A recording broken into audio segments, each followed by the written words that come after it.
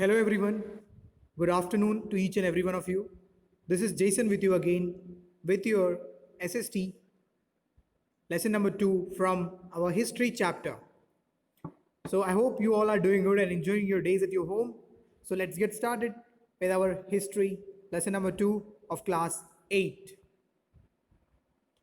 So, the name of the chapter is From Trade to Territory. So, let's get started. East India Company comes east. In 1600, Queen Elizabeth I granted a charter to East India Company for a monopoly of trade with nations in the east, and the east countries refers to India, Pakistan, China, Bhutan, Bangladesh, and all. They were the countries from the east or the nations from the east. Trading companies made efforts to maximize profit by eliminating rivals in trade.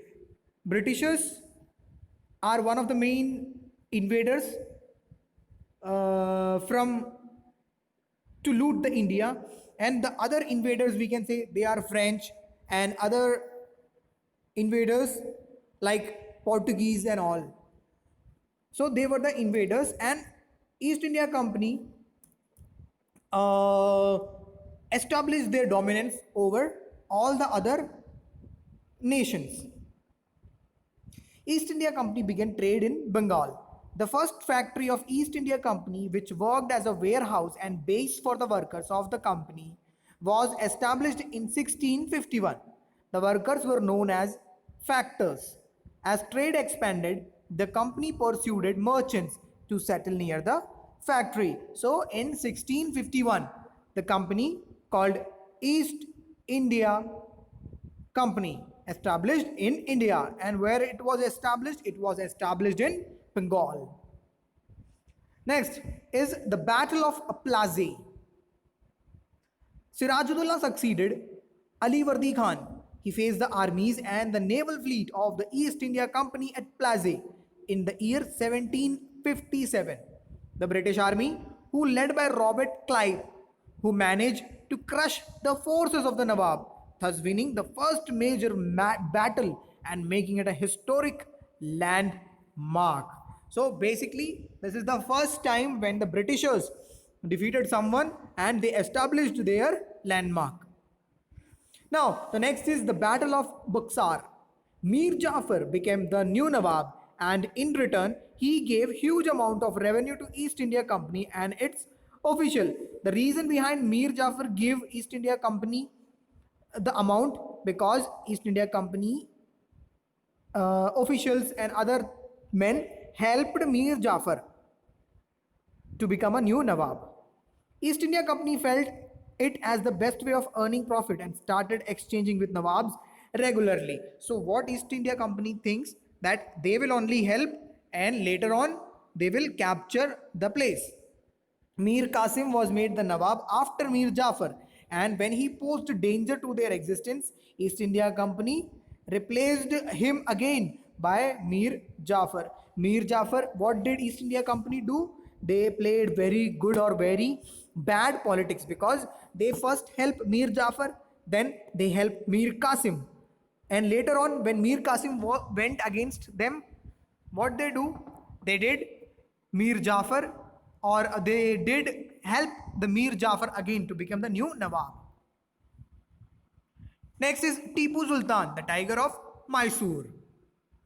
The company engaged in a direct conflict only when the native state became detrimental to the company's rule in the subcontinent.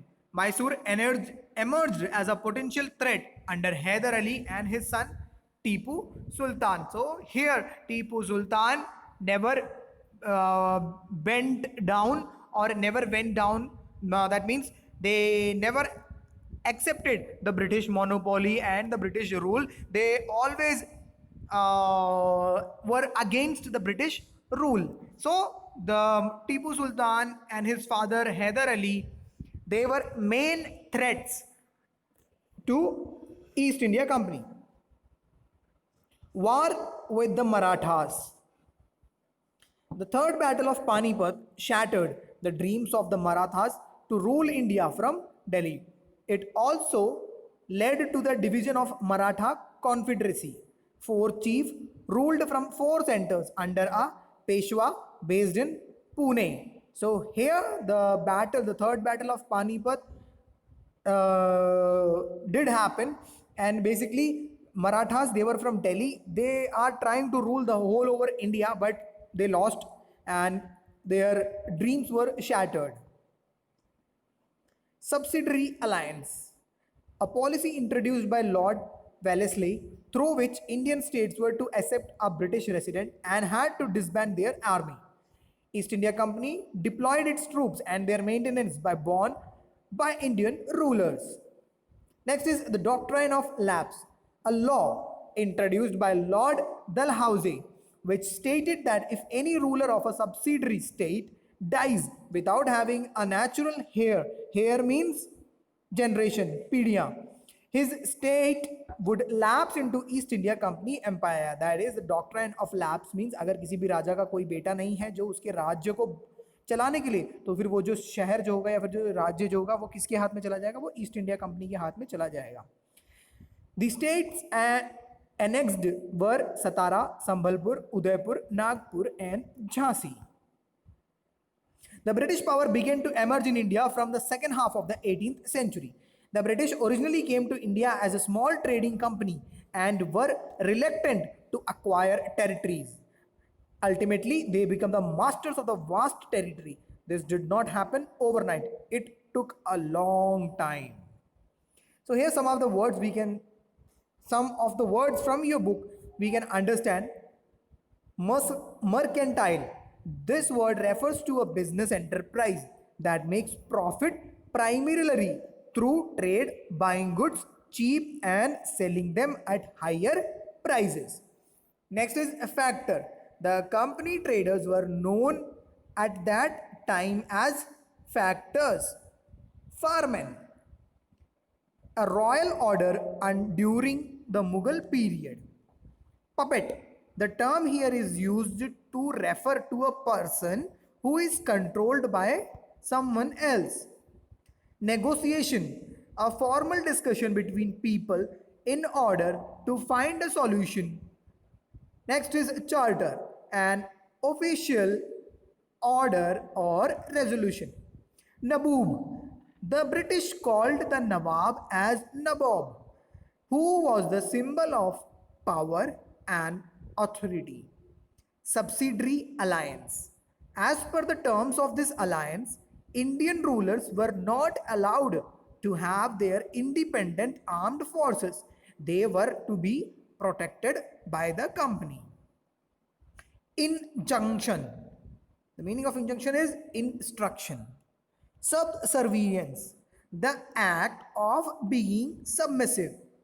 Confederacy, alliance. Paramountcy, being paramount or supreme, or we can say it very high. The doctrine of lapse. This was a policy of the company to annex kingdom. Annex means girana.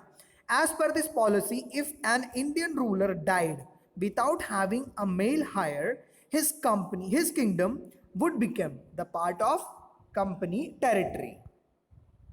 Now, Qazi. Qazi means a judge. Mufti, a jurist of the Muslim community responsible for expounding the law that the Qazi would administer. Impeachment, a trial by the House of the Lords in England on charges of misconduct brought against a person in the House of Commons. Savar, men, Savar, basically we can say it Savar.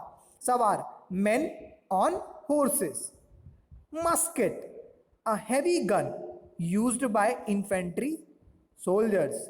Now, as we know, all the changes didn't happen overnight, but it took many years to conquer India or the Britishers to rule India. So let's go with the year. What happened in a particular year? So in 1498, Vasco da Gama, a Portuguese explorer, discovered the sea route to India. So who was the first person to discover India or the sea route to India? It was Vasco da Gama. And he was a Portuguese explorer. Now, in 1600, the East India Company acquired a charter from the ruler of England. The name of the ruler at the time of England is Queen Elizabeth I, granting it the sole right to trade with the East. Next, in year 1651, the first English factory was set up on the banks of the river Hooghly, and this Hooghly river is in West Bengal. In 1696, the company began building a fort around the settlement. In 1756, Alivardi Khan died and Sirajudullah became the Nawab of Bengal. 1757, the Battle of Plassey took place. In 1764, the Battle of Buxar took place. In 1765, the Mughal emperor appointed the company as the Diwan of the provinces of Bengal. From 1782 to 1799, Tipu Sultan was the ruler of Mysore. He ruled over 17 years. So basically that's all was in your chapter. I hope you all understood it, and even though if you don't understand or didn't understood anything or any portion in the chapter, do not hesitate to do not I would like to repeat, do not hesitate to write down the comment, sir, I did not understood this line. Or you have my personal WhatsApp number, you can WhatsApp me, sir, this is the portion I didn't understand, can you explain me? I will surely help you. I'm gonna help you and I'm gonna sort it out the problems with you. So don't forget to comment, and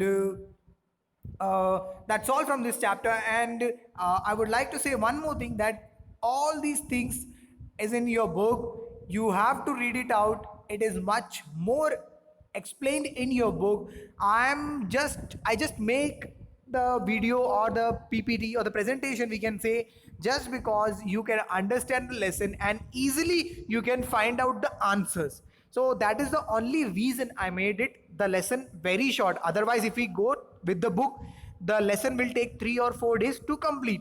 So with these points, with this PPT, I'm sure that you understood what is in the lesson.